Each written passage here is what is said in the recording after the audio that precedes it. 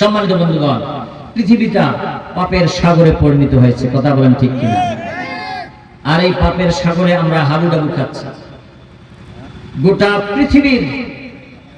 পৃথিবীতে 228টি কান্ট্রি রয়েছে।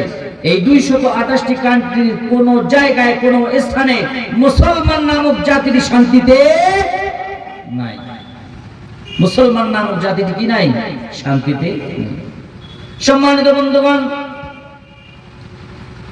এই মুসলমান বোন ফাতিমা নূর সিজদায় পড়ে আল্লাহ পাক রব্বুল আলামিনের কাছে ফরিয়াদ করতেছেন, আল্লাহ তাআলা আমরা আর এই নির্যাতন সহ্য করতে পারতেছি না। আল্লাহ তাআলা তুমি আমাদেরকে এখান থেকে উদ্ধার করো।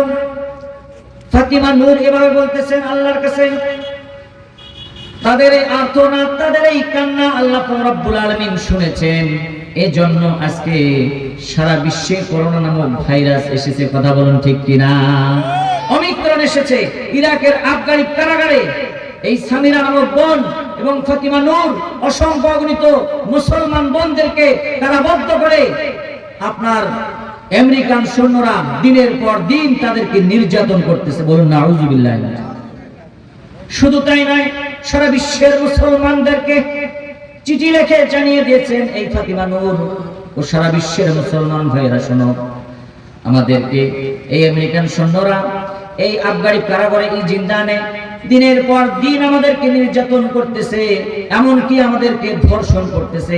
তাদের অবৈধ সন্তান আমাদের গর্ভে চলে এসেছে। অসংখ্য অগণিত বোন এই অবৈধ সন্তান জন্ম দিবে না বলে, দিবে না বিধায় এই দেওয়ালির মধ্যে মাথা ঠুকিয়ে তারা আত্মহত্যা করতেছে। এভাবে এই ফাতিমা নূর সারা বিশ্বের মুসলমান ভাইদেরকে উদ্দেশ্য করে বললেন, ও মুসলমান ভাইরা, তোমরা যদি প্রতিবাদ করতে না পারো তাহলে তোমরা বোমা মারিয়ে আমাদেরকে এবং তাদেরকে ধ্বংস করে দাও। এরকম ভাবে দোয়া করতেছেন, সারা বিশ্বের মুসলমানদেরকে চিঠি লিখে জানিয়ে দিলেন। সম্মানিত বন্ধুগণ, শুধু তাই নয়, রাশিয়ার সৈন্যবাহিনীরা সিরিয়ায় যখন বোমা মারতেছেন, আগুনি বোমা যখন বিমান দিয়ে মারতেছেন, অসহায় মুসলমানরা সেখানে তারা মৃত্যুবরণ করতেছে। ছোট্ট একটি বালক, ছোট্ট একটি মুসলমানের সন্তান, বয়স হচ্ছে 4 বছর। এই মুসলমানের সন্তানটি সারা বিশ্বের মুসলমানদেরকে উদ্দেশ্য করে বলতেছেন, ও মুসলমান ভাইরা রে শুনো, আজকে আমাদের এই সিরিয়ার যতগুলো মুসলমান রয়েছে সকলকে মেরে শেষ করতেছে। তোমরা কেন চুপ করে আছো? তোমরা কি প্রতিবাদ করতে পারো না?